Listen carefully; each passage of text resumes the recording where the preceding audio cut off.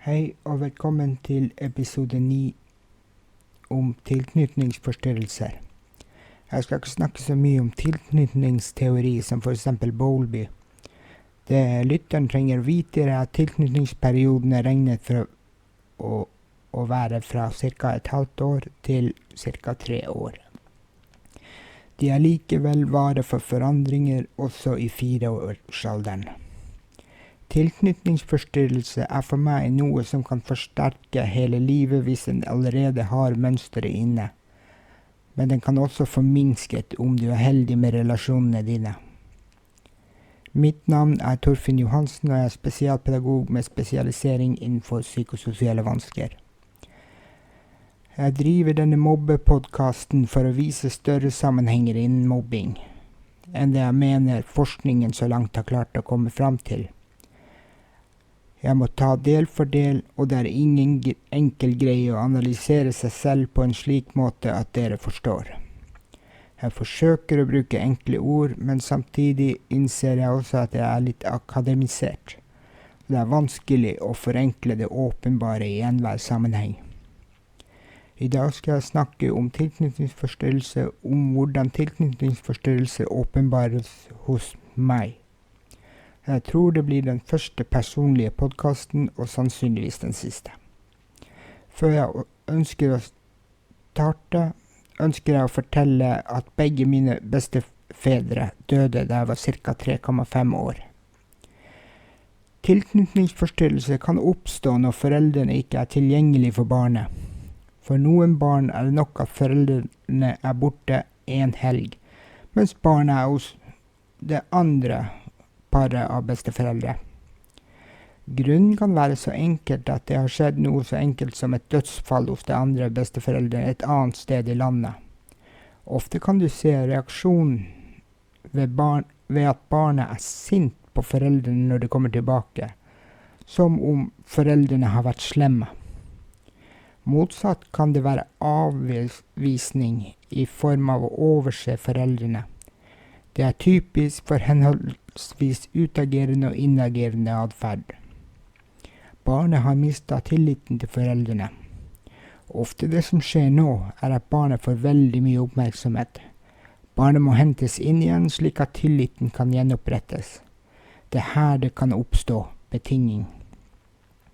De barna som skylder på seg selv for at foreldrene forsvant, vil begynne å bli svært godt oppdratte barn. Med andre ord, slutte med all adferd som kan gjøre barna foreldre opprørt og i anførselstegn forlate dem igjen. Dette internaliseres og automatiseres hos barna, og oppdragelse i riktig går svært lett. Likevel er det ikke sikkert at tilliten gjenopprettes, da barna kan forandres på en slik måte at de ikke tar vare på egne behov, men foreldrenes behov. Så nå skal jeg hjelpe av egne erfaringer beskrive hvordan mine tilknytningsforstyrrelser utarter i praksis. Hjernen vår må stimuleres med lykke. Normalt er det foreldrene som framkaller denne lykken gjennom båndet mellom dem. Men om tilliten ikke er der, må denne lykken finnes andre steder. Hva jeg har gjort som barn, er å knytte meg til andre voksne kvinner, gjerne de med snillest øyne. Jeg har lett etter snille øyne overalt hvor jeg har vært, og først ved 40-årsalderen sluttet jeg med det. 50 år gamle kvinner kunne lett misforstå. Formålet var å holde hjernen i balanse, ikke for å få lykke, men å forhindre nedstemthet. Med andre ord, det som kunne betraktes som beundring utenfra, var å balansere hjernen med de stoffene som hjernen trenger for å bearbeide jevnlig. En kan kalle det en kunstig tilknytning. Da jeg var barn, var jeg veldig glad i noen mennesker, men jeg fortalte aldri disse kvinnene dette. De visste ikke at jeg brukte dem som en slags morsfigur som substitutt for de følelser jeg skulle hatt for min egen mor. Var jeg stresset, var jeg veldig opptatt av å finne mennesker med snille øyne, for det roet meg ned. Mennesker som ikke har snille øyne, hadde dermed ingen plass i mitt liv. En slags sortering av mennesker som kan ha vist seg i adferd som avvisning, manglende interesse. Men også i mobbesammenhenger. Mennesker som ikke hadde snille øyne, hadde ingen sjanse til å bli venner med meg. I tillegg, mennesker uten tydelig metakontraktbygging har jeg hatt forsiktig omgang med. Jeg kan bli tolket som overlegen, eller bedre enn noen i mange sammenhenger. Virkeligheten var at jeg var utrygg på mange. Jeg var svært godt oppdratt, og gjorde svært sjeldent noe galt. Også innen flørting har det vært slik. Flørte med snille jenter. Det tok sin tid å forstå at jeg ikke mente noe. Noen ville nok tidvis kalt meg for en player i den format at jeg utløste følelser hos noen av jentene. Men for meg var det viktig å ha hjernen min stabil, fravær av stress. Flørt er en slik mekanisme som kan skape energi, glede og bedre konsentrasjon. Noen ganger trodde jeg at jeg likte jentene, mens andre ganger gjorde jeg det ikke. Det vanskeligste var, hvis jeg likte en jente ekstremt godt, tok jeg aldri kontakt, flørtet aldri, for de talegavene mine forsvant fullstendig. Hjernen ble lammet. Utviklingsforstyrrelser kan utarte seg slik, og traumer som mobbing kan hindre verbal og språklig utvikling. Så det kan ha en dobbelt sammenheng her. Jeg tolker i dag som en frykt for å bli bundet til noen mennesker, en frykt for å knytte bånd og bli avhengig av noen, en frykt for å bli såret. En frykt som oppstod av mine tilknytningsforstyrrelser da jeg var rundt 3,5 år gammel, og videre utviklet seg for jeg ikke kom gjennom skjærsilden. Jeg kunne bare være venner med yngre barn. Så snille øyne og ekte empati var slik jeg overlevde skolen. Voksne som brød seg om meg, tok kontakt tilbake og snakket med meg. Rollespillere ville neppe hadde mulighet. De ble avlet som skuespillere som ikke mente det de sa. De så greie ut, men var likevel ikke ekte. De var som roboter fra en fremmed planet. Det skapte en ekstra utrygghet. Den utryggheten tror jeg mange barn kjenner på i dag, og som kan være årsaken til skolevegring i enkelte saker. Ekte, empatiske og engasjerte mennesker liker egentlig ikke samfunnet i dag.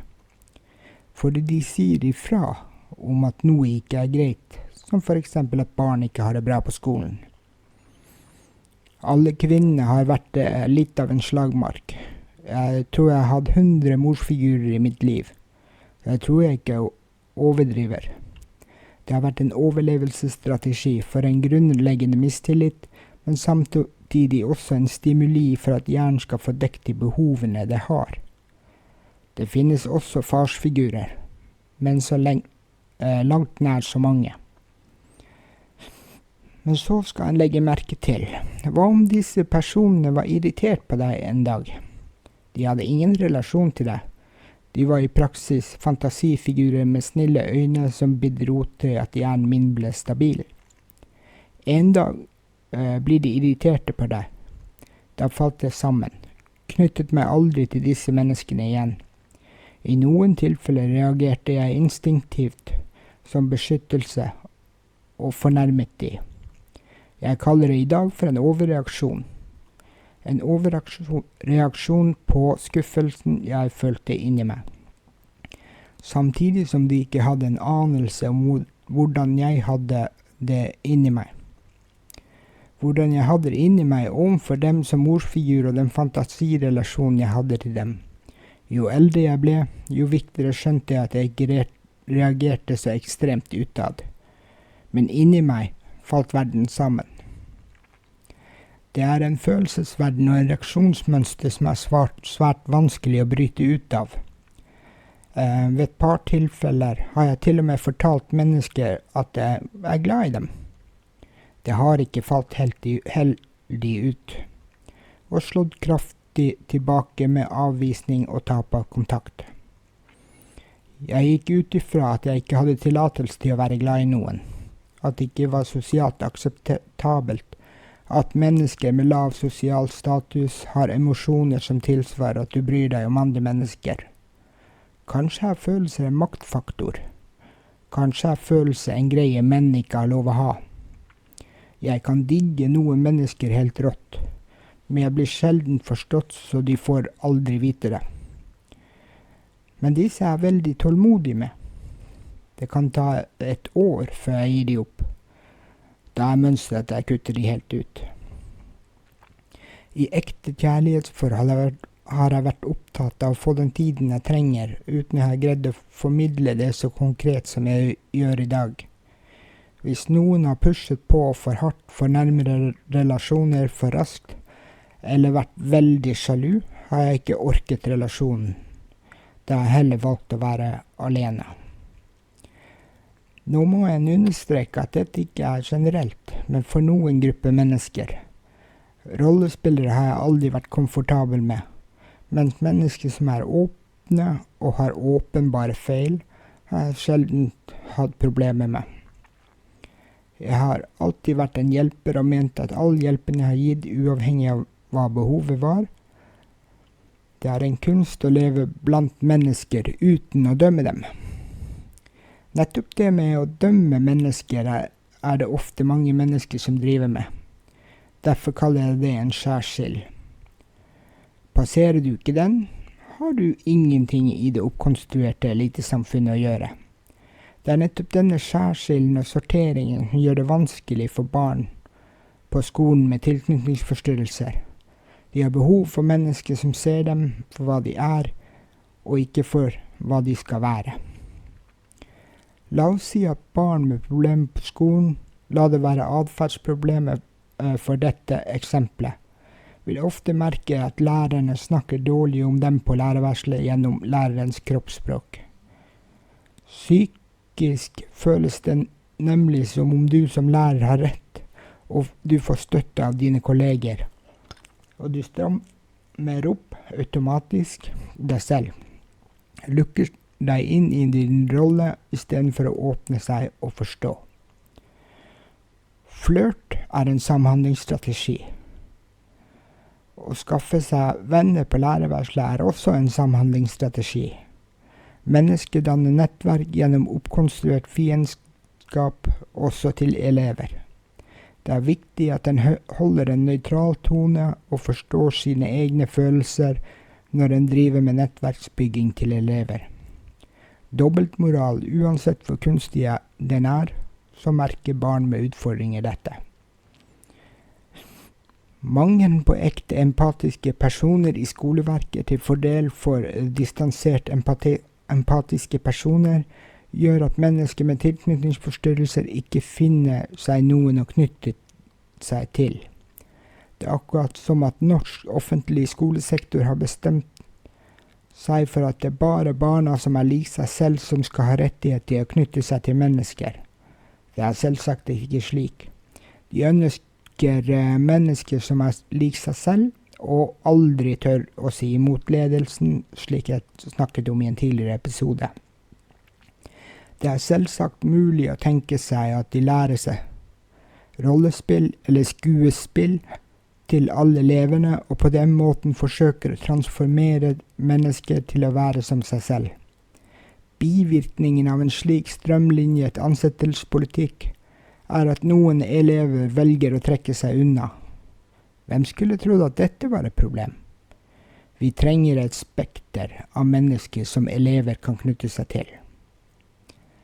Andre strategier for å overleve med tilknytningsforstyrrelser. Jeg har mange for å holde hjernen min i balanse. Det første jeg vil nevne er mat. Mat er medisin. Mat er medisin mot stress. Jeg ble veldig stresset da mine foreldre skilte seg innen et år etter at mine besteforeldre døde. Jeg husket jeg hadde mange vonde drømmer om en ball eller en stein som rullet over meg. Det var mer enn jeg kunne håndtere.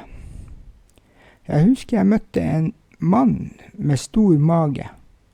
Jeg tenkte tanken at han det ingen som tør å slåss med, så jeg måtte vokse opp raskt. Når noen av mine nære senere sa, må du spise opp maten din så du vokser opp og blir stor og sterk, så kunne det ha en forsterkende effekt. Kombinasjonen av stress og behovet for å vokse opp fort førte til at jeg begynte å legge på meg. Noe ubehagelig, spiser jeg. Jeg får mer kontroll over det i løpet av de siste årene. Det noen år siden jeg ble virkelig stresset av et annet menneske. Hun var den vakreste kvinnen jeg hadde sett. Jeg hadde trimmet i flere år for å komme meg i form. Et blunk fra henne på en fest var nok, og de neste 6 månedene gikk jeg opp 15 kilo. Teit? Ja, definitivt. Jeg klager ikke, men jeg irriterer meg over reaksjonsmønstret mitt. En annen måte å holde hjernen i balanse på å ta en varm dusj. Når jeg har lånt en dusj, og den innstilt på veldig varm, vet jeg at det stress involvert. Jeg ikke alene om å ha det slik. En varm dusj reduserer stress og stimulerer huden som hudkontakt.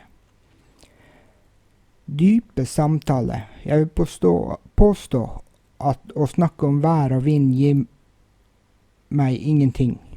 Small talk egentlig uinteressant, men kommer vi inn på dype temaer om hvordan andre har det inni seg, det i mitt ess. Konsentrasjonen på topp, og dette stimulerer hjernen. Hjelperoppdragelsen min kommer til sin rett. Jeg hadde utrolig mange små tidsbegrensede relasjoner som har vært enormt tett, som det mulig å få de uten å involvere kjærlighet og sex. Når de klare til å gå videre med livet sitt, slipper jeg de. Og mange har jeg aldri hatt særlig kontakt med senere. Det dette Bronfenbrenner kaller nullinjekjennelsen. Ha en ettertenksom dag.